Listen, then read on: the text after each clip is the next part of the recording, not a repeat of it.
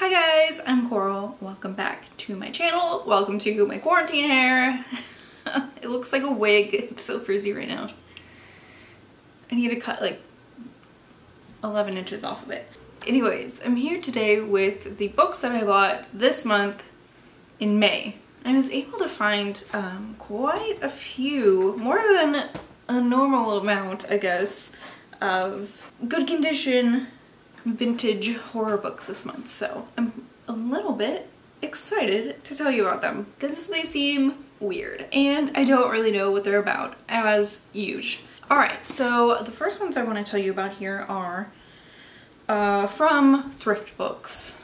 This is not a vintage horror book, but this is Dark Orbit by Carolyn Ives Gilman, and this is a book that somebody recommended to me once because I've asked like 40 times about recommendations for like space thriller, space horror type books, and I was looking back on some videos where I thought I might have asked that and I couldn't find the comment, so whoever you are, I did it. I got this book. I will read it hopefully soon. And this is about a team of scientists who are sent to explore a newly discovered planet. One member has a kind of a weird history. It seems like she has done something like this before, and I don't know if something happened to her or if she's always had weird prophetic visions about things to come, but she's on this expedition and all of a sudden they get to the planet and one of the crew members is murdered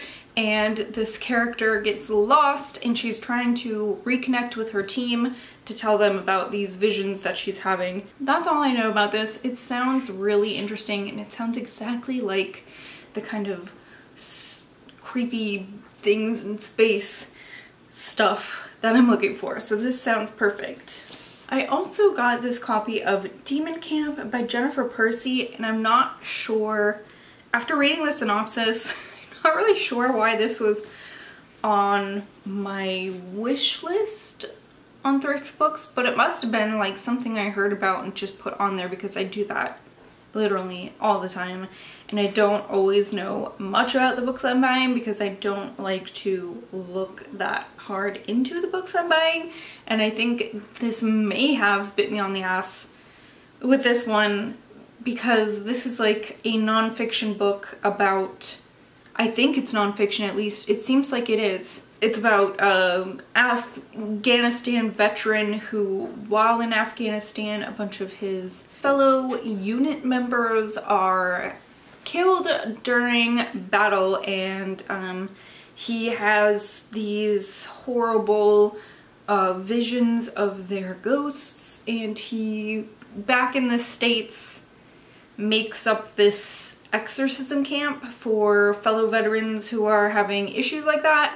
And it's told from, the story is told by the woman who ends up being his therapist, I think. I don't know, I just, war stories, fictional or real, are not really my thing. I have military members in my family, so it's like, I don't know. Hopefully that's not heartless to say, because I'm not trying to come off that way. It's just like not super interesting to me, so I'm not really sure how this made it onto my wish list. Hopefully it's more interesting than it sounds to me. Let me know if you've read it. Like so much sympathy to people who have served and have, you know, PTSD and issues like that. People who have seen their friends die and awful stuff like that. But I'm not sure if I can get behind people thinking that exorcisms are real. You know what I mean? I don't know. I'll just have to see how this book is. Okay, next up I found this really good copy of Evidence of Love by John Bloom and Jim Atkinson. This is a really nice old vintage true crime book. This is the case of Candy Montgomery and Betty Gore. They were friends. They were both like housewives in Texas. I believe it's Texas, right? Yeah, Texas. And Betty believes that Candy is having an affair with her husband and confronts Candy about this, and Candy is accused of murdering Betty with an axe in her home, and yeah, I mean, that's what this is about. Next, I found a copy of Extraterrestrial by Julian Schock.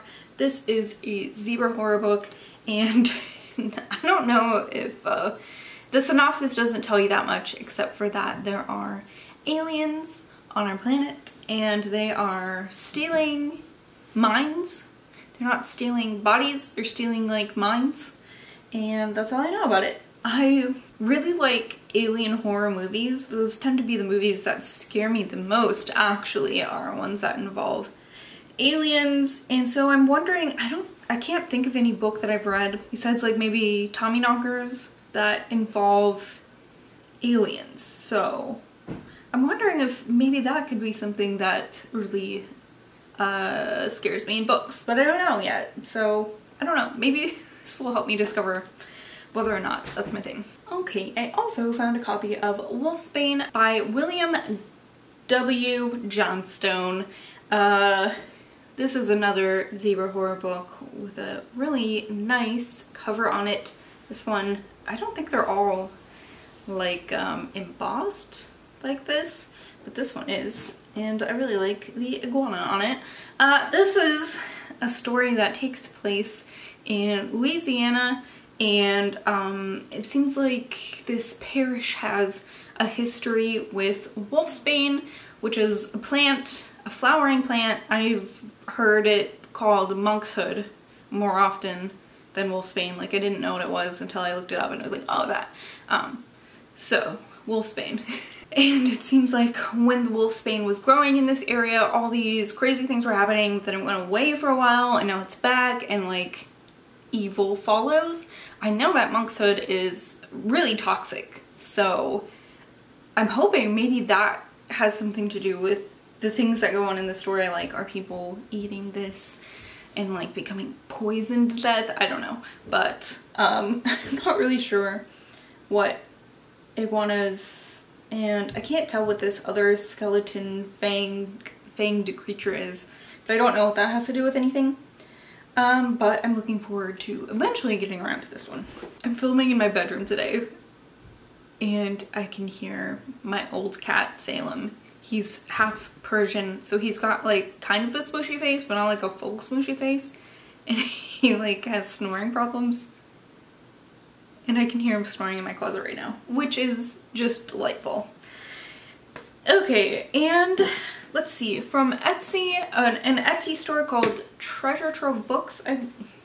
Now I gotta look it up because I can't remember if that's actually where I found these.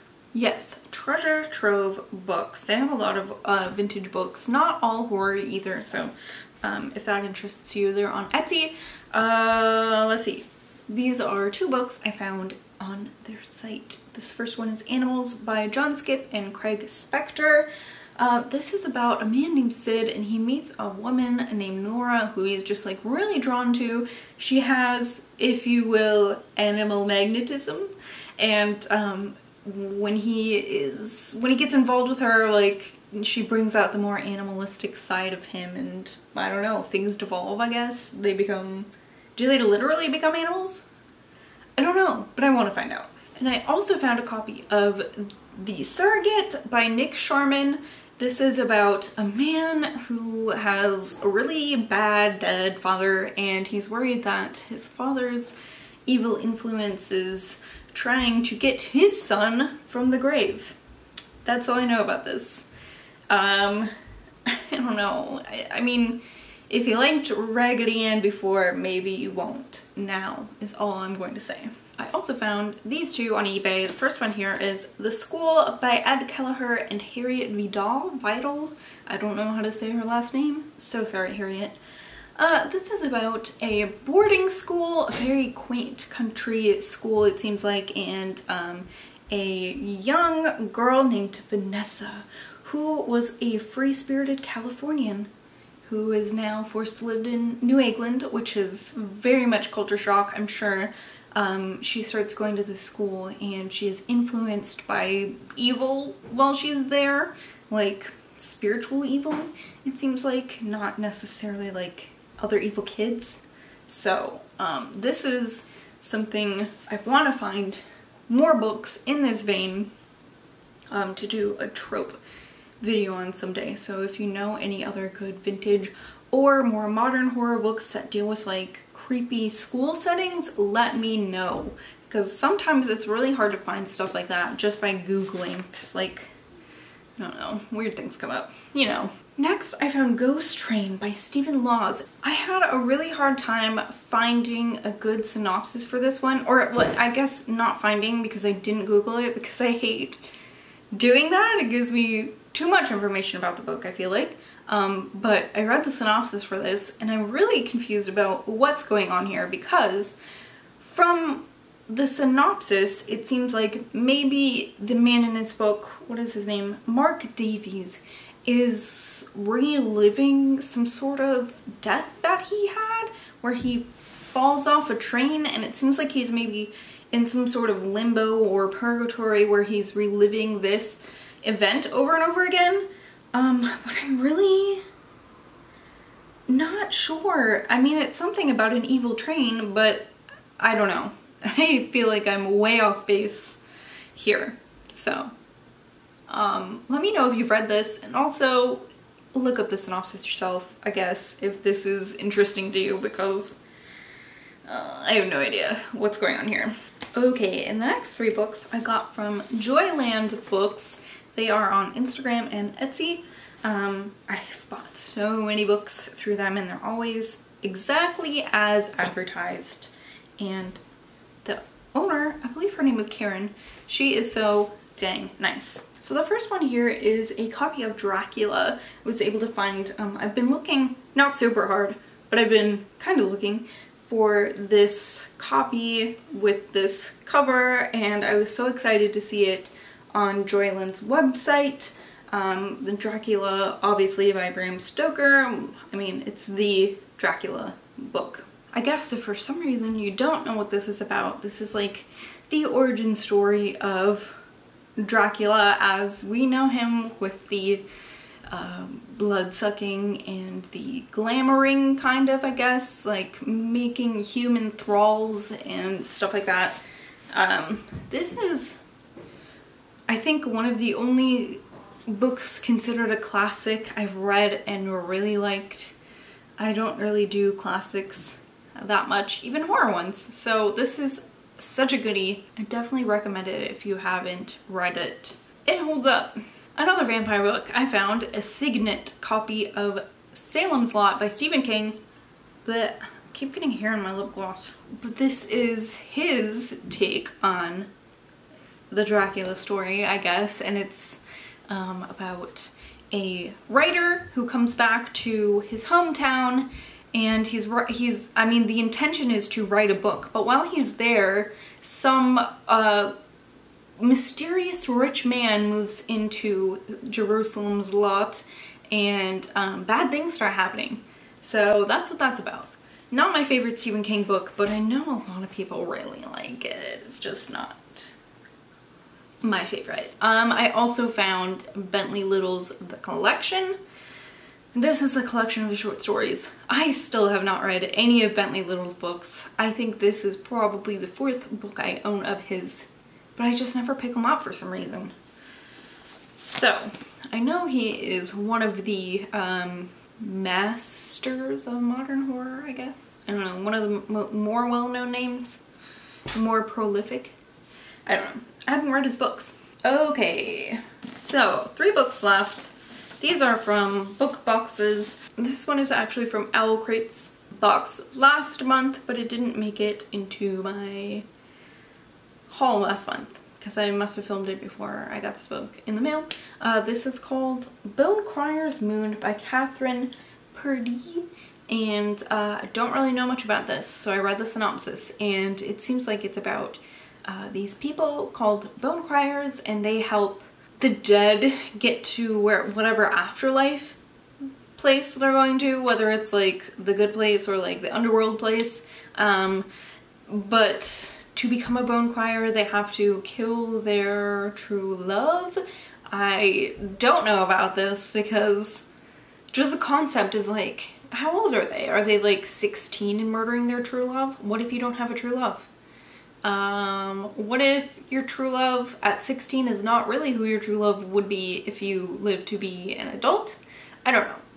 Anyways, it brings me great pleasure thinking of murdering my boyfriend I had at 16. Just kidding. You out there, you fucking piece of shit. Anyways, so, I mean, that's like a very short synopsis of that book. It is a very beautiful book. It says it's like macabre and mysterious, but also that there's a romance, so sometimes that can be okay, and sometimes young adults horror. I don't think that this is classified as horror. I don't know. But anyways, young adult can do horror really good sometimes, like Wild Girls by Rory Power. Really great book. One of my favorites of last year, and that's considered young adult. Okay, and then we got 2 books in the May Owl Crate box this month. One was Figures Unseen by Steve Raznick-Tem. I have never heard of him before. This is his short story collection, or one of his short story collections, and I really just have like no baseline knowledge. I don't think I've ever heard his name at all before. I don't know if he's well known like generally or not. It seems like he's won World Fantasy, British Fantasy, Bram Stoker Awards, and he blends elements of horror, dark fantasy, science fiction, and surreal nightmare into a genre uniquely his own. So it seems worth trying out. Okay, and last but not least is Joan Sampson's The Auctioneer, which is a book that was featured in Paperbacks from Hell.